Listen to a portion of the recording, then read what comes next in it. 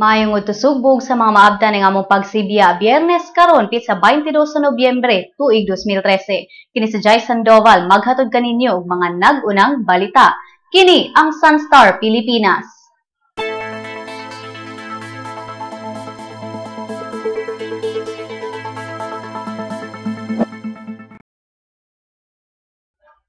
Ang mga nagunang balita: reconstruction sa mga apektadong lugar nga naigo ni Yolanda gisugda na. Binilanggo nga nakaeskapo sa Tacloban City Jail nasikop sa Mandaue City. Matod sa Armed Forces of the Philippines nga ibalhin ang mga survivors sa Camp Aguinaldo. O good news alang sa mga OFWs nga buot magpadala og mga kwarta, libre na ang remittance gikan sa Italy. Sa showbiz, Ryan Agoncillo ni sulti nga malipayon siya sa iyang kaminyoon kang Julian Santos. Ug sa sports, tungod sa nahitabong kagubot tali sa kampo ni Manny Pacquiao ug Brandon Rios, seguridad pahugtan.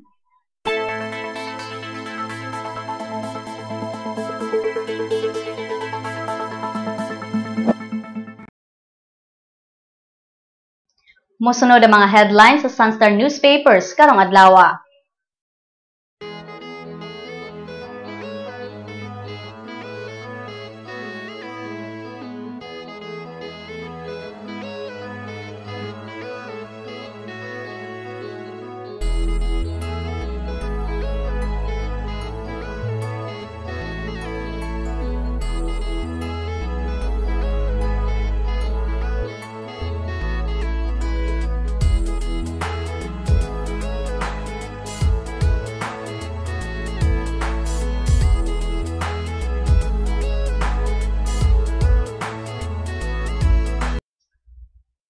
Ang detalye sa mga nagunang balita sa atong pagbalik.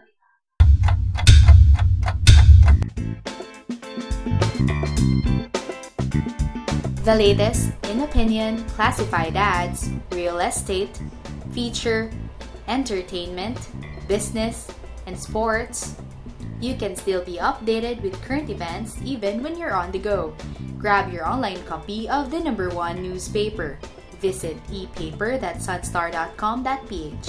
Available in iPads, smartphones, and tablets. Subscribe now.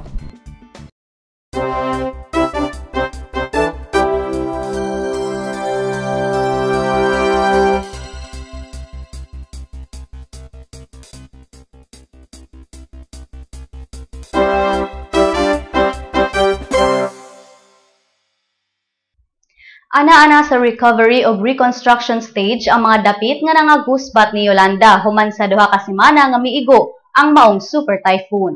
Gibutyag ni Lieutenant General Roy De Vera Turda sa Central Command nga nagsugod na sa pag-reconstruct ang Tacloban, Leyte, Giwan, Samar ug ang amihanang bahin sa lalawigan sa Subo. Nagtambayayong ang local ug international forces sa paghawan sa secondary roads, pagpangita og usa ka dapit nga maoy hipusanan sa mga debris ug padayon nga pagtukod og temporary shelters alang sa mga survivors. Ang US Marines ug Navy nga dinhi sa nasud sukad niadtong Nobyembre 10 ang miabag sa reconstruction phase. Sukad kagahapon hingpit na nga nakabakwit kadtong mga tawo nga buot mobiya sa Tacloban ug Giwan nga nagpahatod sa Cebu ug Manila. Gisusi nasad sa Kapitolyo gikan sa 14 ka mga dapit sa lalawigan sa Subo kung pila ka mga balay ang hingpit nga nangaguba ug kadtong tipik lang ang nadaot. Butyag ni Evelyn Sinahon sa Provincial Social Welfare Office nga mohatag og construction materials ang Kapitolyo sa apektadong mga pamilya.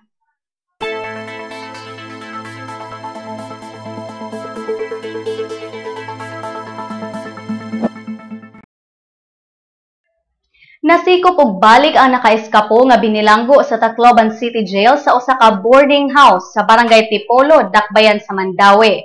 Ang inmate giila nga si Patrocinio Raya Jr. niabot sa Sugbo, dala ang iyang mga sinina og 6,000 pesos sakay sa C-130 cargo plane sa Philippine Air Force gikan sa Tacloban City.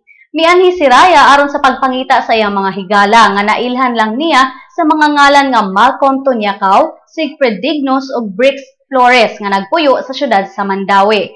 Hinuon wala gilimod ni Raya nga usa siya ka eskapo sa Tacloban City Jail. Gani gipahibaw pa niya ang iyang landlady matod niini. Usa lang si Raya sa mga nakaeskapo nga mga binilanggo sa Tacloban City niadtong Nobyembre 12. Gibanabana ang mga 600 ka piniriso ang anaa sa Tacloban City Jail. Ang ubang mga eskapo wala pa gihapon mibalik.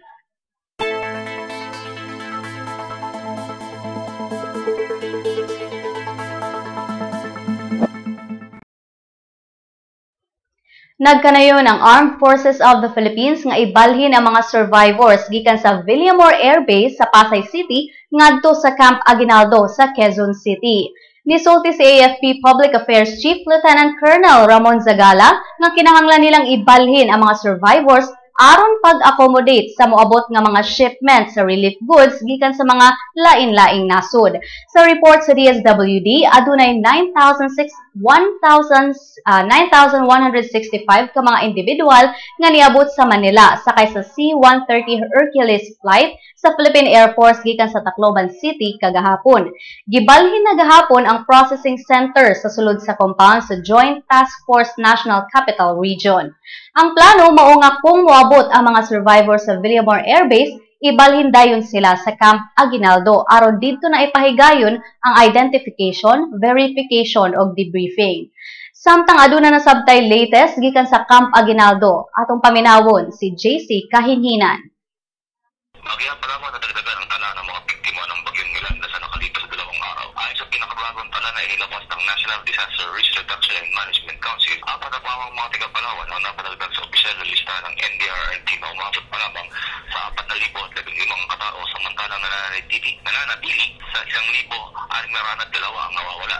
Ayon kay NDRRMC Executive Director Eduardo Del Rosario, balik na sa Villamor Air Base ang processing center ng mga biktima ng hagupit ni Yolanda sakay ng C-130 ng Air Force na lumigas mula sa lugar sa silangang Kabisayaan. Unang napaulat nagkaroon ng hindi pagkakaunawaan ng mga stakeholders sa Villamor, kabilang dito ang mga volunteers, opisyalis ng DSWD at mga miyembro ng Philippine Air Force Officers Wives Association. Kaya nailipat pansamantala ang operasyon na paparating ng mga biktima mula sa Villamor patungo dito sa Campo Aguinaldo kahapon. Subalit sinabi ni Rosario na ito'y manitagusat lamang at balik normal na ang operasyon ng proseso sa mga dumarating na refugees. Samantala, nalunsyo ni Del Rosario na mapaparoon ng libre ng ating mga kababayan sa Tacloban ng live ang laban ni People's Champ Manny Pacquiao laban kay Brandon Rios sa linggo. Binanggit ni Del Rosario nagsiset up ng mga satellite equipments at widescreen sa 3 lugar sa lungsod kabilang dito sa may Tacloban City Hall, Tacloban City Airport at Astrodome. Sinabi ni Del Rosario ang napipitong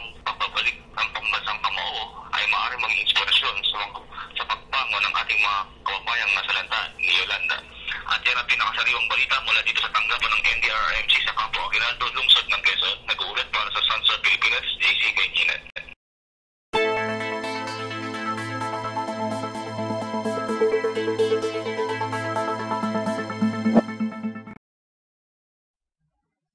Mayong balita sa mga overseas Filipino workers sa Italy. Libre na ang pagpadala og kwarta ngari sa Pilipinas. Gitangtang na sa Italian postal system ang komisyon sa mga Philippine remittances. Kiniisip tabang sa mga OFW sa Italy nga adunay mga kabanay nga naapektuhan ni Super Typhoon Yolanda. The Italian post system, the mail company, decided to completely waive all the commissions for the remittances from the Filipino community in Italy who want to send money to the Philippines until the end of January. As you maybe know, in Italy we have the largest Filipino community of continental Europe. It's almost 180,000 Filipinos are working in Italy, and they send consistent remittances to the Philippines. So the projected savings from this operation are other 3 million euros in direct saving because there will be no commission. There's been 2 days ago an agreement between the Philippine Post, and the Italian mail system, so the remittances will be sent for free.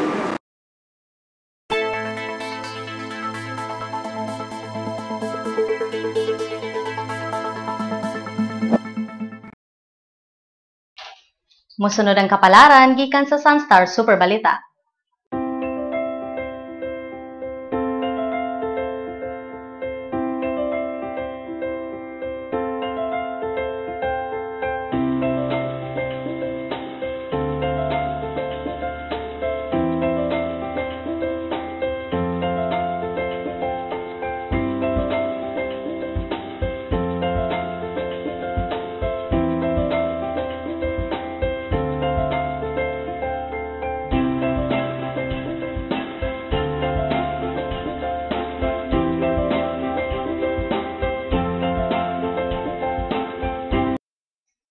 Ug para sa traffic update karong adlaw atong paminawon si Situm Officer Ivan de los Santos. Maayong buntag kaninyong tanan, si De Los Santos Ivan sa Cebu City Traffic Operation Management Situm. Traffic update as of November 22, alas 11:31 sa Kabuntagon. Diri sa ato ang south area from Bulacau going to Mambaling flyover. Diri na dapit sa Mambaling flyover, ato ang traffic diri medyo heavy traffic no tungod sa volume sa sakyanan. Going to SRP and going to especially going to Cebu City from south area. Heavy traffic ato ang situation na diya. And then diri sa may Fidel Rosario, Imol, moderate ang ato ang traffic karong orasa. And then diri sa may south north central sector, Osmeña Boulevard, Fidel Rosario, moderate ang ato ang traffic karon diyang dapita. Going to Cebu Doctors, Capitol, normal situation na diya atong trafiko. And then from right turn ta Iscarrio to Gorordo, ato ang traffic is a moderate situation ato ang traffic. And then sa may north sector, from Paradise, Banilad, from Pag-ibig, going to Cebu City, moderate ato ang traffic, and also going to Talamban, ato ang traffic karon is moderate. And then from uptown, General Maximum, Gorordo, ato ang traffic sa doon diya is a moderate situation. And then from Pier 4, General Maximum Extension, going to Robinson, ato ang traffic ron diya is a heavy traffic. Tungod na ni sa may Karita, ato ang traffic light medyo na diferensya. So as of now, ato ang traffic situation at this moment is a general moderate situation, moderate. And then sukad ganihang alas city ang tod karon na doon nakita 8 ka panagbangga, damage to property. And salamat kaninyong tanan. Salamat Sir Ivan sa atong pagbalik ang balitang showbiz ni Army Garde.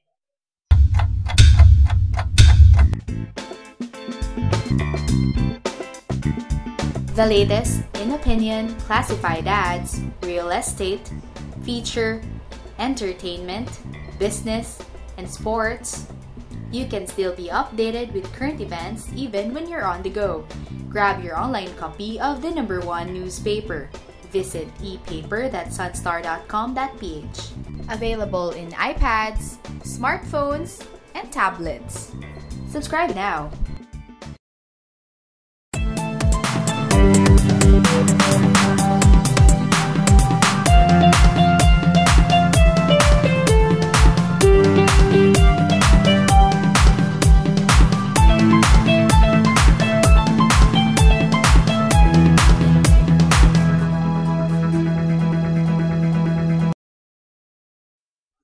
Matod sa television host nga si Ryan Agoncillo nga malipayon kaayo siya sa iyang kaminyuon ni actress Judy Ann Santos ug dugang niya nga it's like winning a lottery. Hinuon gibutyag ni Ryan nga makanotice man gihapon siya og mga pretty women apan niingon kini nga at the end of the day mas gwapa lang gihapon ang ihang asawa. Giklaro sab ni Ryan nga bisan pa man og gilink siya sa ubang mga babae, wala gihapon kini nakaapekto sa iyang relasyon kang Juday. Sa dihang gipangutana kung unsay secret sa ilang kaminyuon ni Juday, nagkanayon si Ryan nga mag-date gihapon sila sa actress og mag-bonding.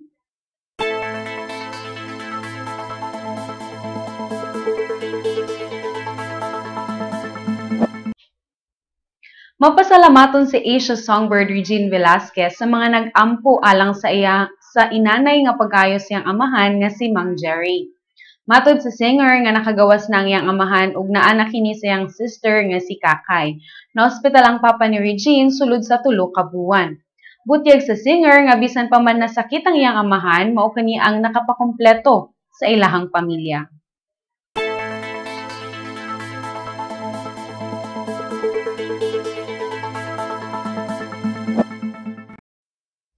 Gidakop ang kanhi Pinoy Big Brother Teen Edition Plus housemate nga si Christine Marie Gonzalez o mas giila nga si Beauty Gonzalez sa mga sakop sa Criminal Investigation and Detection Group tungod sa kasong obstruction of justice. Apan miingon na yang abogada nga si Attorney Charlotte Goco nga walay gipasaka nga kaso kontra ni Beauty. Gingong gisikop si Beauty human nitabang ni sa pagpaiskapo siyang igsuong si Michael Ryan Gonzalez gikan sa kustodiya sa CIDG. Si Michael Ryan unang gisikop niya atong November 14 sa Calapan City Port sa Mindoro tungod sa kasong human trafficking nga gipasaka sa Department of Labor and Employment ug sa DSWD. Apan base sa Twitter post ni Beauty, gibuhian na siya og nakabalik na sa taping sa ABS-CBN primetime soap nga Maria Mercedes. Ug para sa uban pang showbiz balita, bisitahan lang ang celebrity.sunstar.com.ph ug i-follow pod mi sa among Twitter @SunstarShowbiz. Sa atong pagbalik ang balitang sports.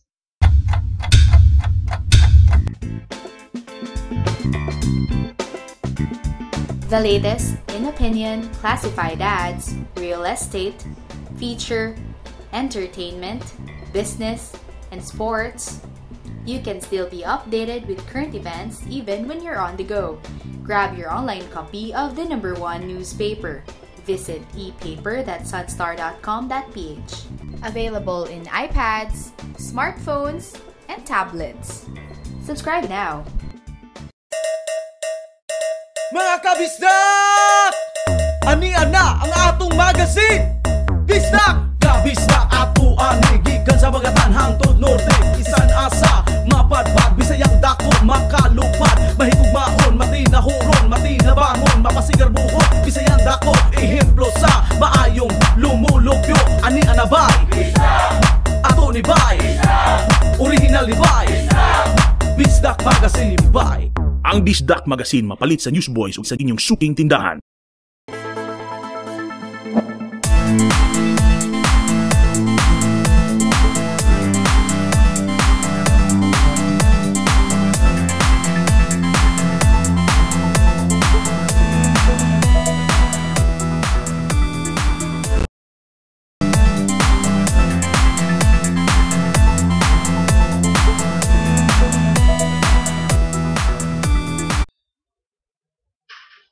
Namahayag si top-rank chairman Bob Arum nga dugang mga security personnel ang ibutang sa gym sa higayon nga magpuli-puli og practice sila si Manny Pacquiao ug Brandon Rios.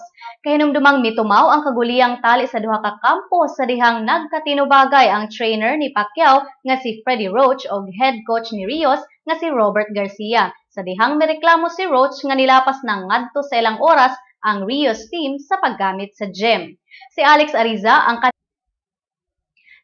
Ariza, ang kanhi conditioning coach ni Pacquiao nga anaa karo ni Rios, ang nakapasamot sa kagubot sa dihang miapil kini ug gipatiran ang tiyan ni Roach nga maoy nakapagubot na hinuon og maayo.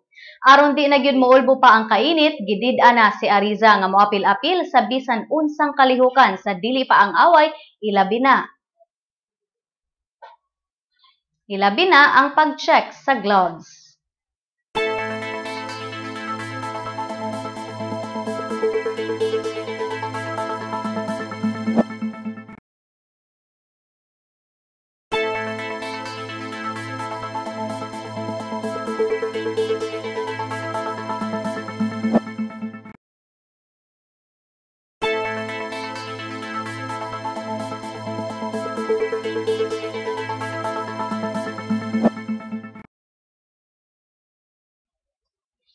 Bisan pa man og gisungog sa mga injuries, dako gihapon ang pagtuon ni San Mig Coffee coach Tim Cone sa abilidad sa iyang mga players sa pagpakigbatok nila karong gabii batok sa Alaska Aces sa PLDT MyDSL PBA Philippine Cup sa Cuneta Astrodome.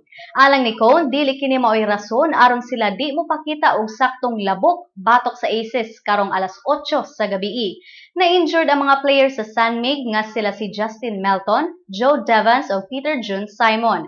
Sa laing bahin, giangkon ni Alaska coach Luigi Trillo ang pagbasod sa kapildihan sa Aces sa score nga 74-87. Batok kini sa rain or shine ni adtong Domingo. Apan masaligon gihapon si Trillo sa iyang core group nga gikilagilang kuban nila ni Sonny Tos, JV Casio, Cyrus Baguio ug top rookie awardee Calvin Abueva nga makabaws ra sa mixers.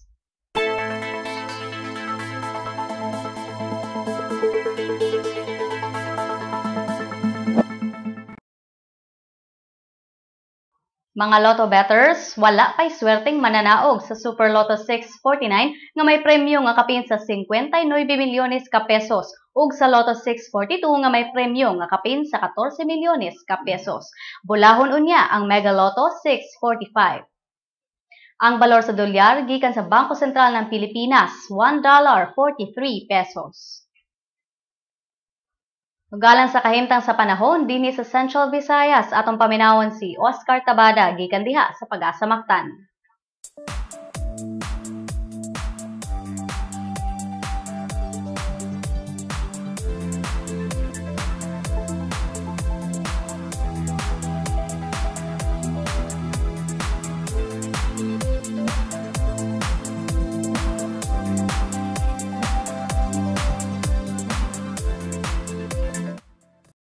Doon na kita yung low pressure area, banabana kini nga na may mutang sa gilayong 40 kilometros kasagpang bahin sa Zamboanga City. Doon na sa tail end of cold front, nga kapikto kini siya sa Northern Luzon. Dini isdak pa yan og lalawigan sa Sugbo, makasinati kitang maragumon nga kalangitan, lubanan kini mahinay nga pag-ulan ngadto na sa makusog-kusog nga pag-ulan karong gabi, ingon man ugma. Mapangaluron ang kalangitan, hinuon doon na kita makitang adlaw gikan sa Domingo ngadto na siya sa Martes. Ang Bohol, ingon man ang Dumagiti ug ubang bahin sa Negros Oriental. Malagumo na kalangitan, lubanan kini og mahinay nga pangulan, manini mahimo kining kusog kay nga pangulan unyang gabi karong adlaw ingon man ugma. Maayong panahon gikan sa Domingo ngadto na sa Martes. Makusog-kusog nga hangin gikan sa amihanang silangan ang Muhuros ug ang atong dagat sa Kabaybayonan kasarangan ngadto na sa pagkabaluron. Gikan Botas Pag-asa, Oscar Tabada.